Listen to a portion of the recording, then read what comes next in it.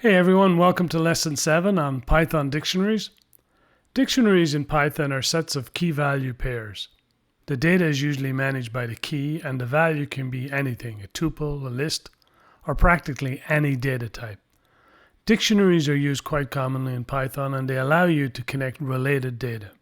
So why do you need to use a dictionary in Python when you already know how to store values in a list? Well, you use a list to store a sequential list of values, but a dictionary is similar to our conventional dictionary in that it stores keys with references to data. The easiest way to think of it is with a phone book, if anyone can remember what that was. A person's name is the key and the value is the phone number. If you have a name, you can find a number. And that is why you use a dictionary in Python, to store a mutable or changeable collection of data values. We're going to learn how to create them, delete them, add, and sort through dictionaries in this video.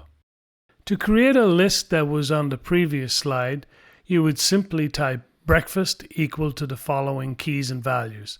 The keys and key value pairs would be surrounded by curly brackets. These brackets define a dictionary. There's typically one key that has one or more values associated. The key in this case is ham, and the value is yes. For the next key value pair, the key is eggs and the value is yes. This is obviously a Monty Python reference, but the point is that the keys are on the left and the value or values are on the right of the colon.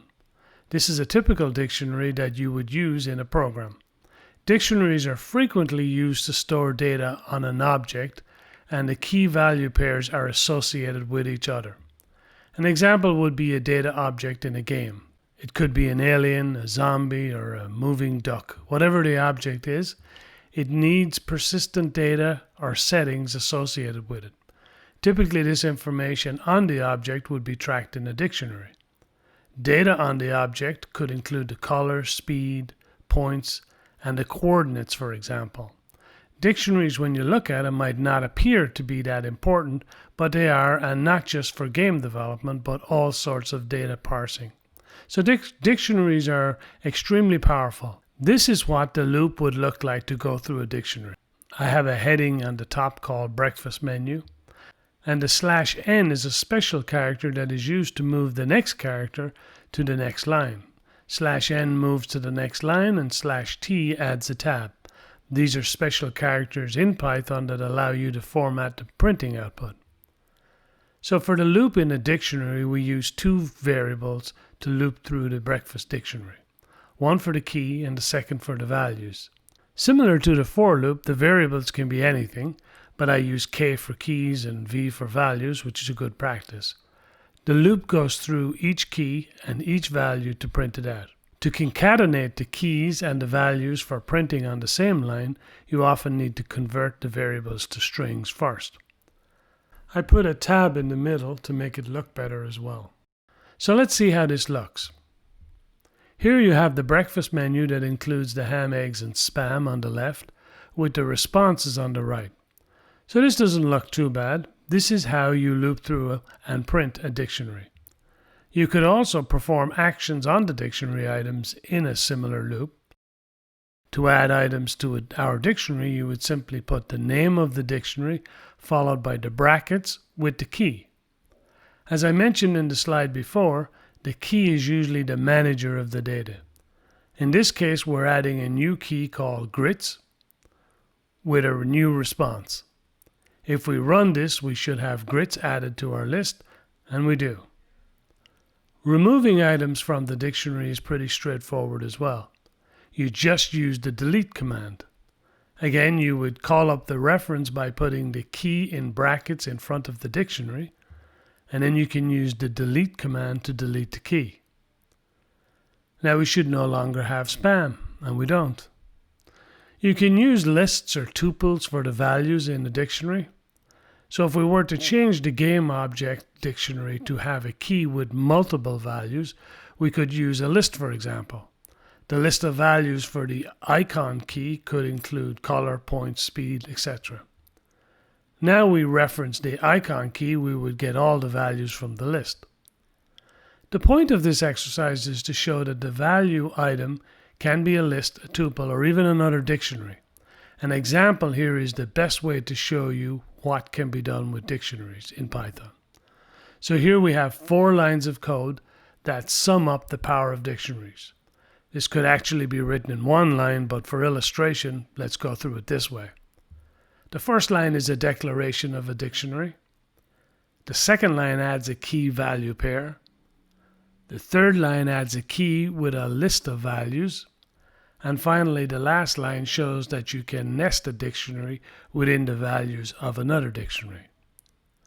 Now let's retrieve the data in this dictionary to show you how that works. The best way to show you is to run the code in the Python console, and that'll give us immediate feedback, so we'll see what's in each of the values. So first up, if we type the icon, that's the name of the dictionary, we should get everything. And there it is, the values and the lists in the dictionary. Next, we'll type up the name key from the dictionary, and that should give us the value of alien. Now we'll do the speed key, which should give us the list of values in the speed key, associated with the speed key. And if we want to see what's in the list associated with speed, we can use the indexes like we did in the videos prior when we were talking about lists. And again, the value start at 0, and we can pull anything from the list. The next, we will do the points, which is a dictionary that's associated with the points value. And there's the dictionary. So if we wanted one of these key value pairs, we'd put in the key, again in a second bracket. So in this case, we'll put the bottom coordinates, and we'll see it's 300. So that's a good cross-section of how we store and retrieve data in dictionaries. Now I want to show you how to sort a dictionary. Dictionaries are not sorted by default, and they're not in any sequence. The values do have to be unique, but they're added randomly. When we printed out our breakfast menu, we see that there's no alphabetical order in the list. If we needed to sort these, it's quite simple. We just use the sort function in Python to sort our dictionary.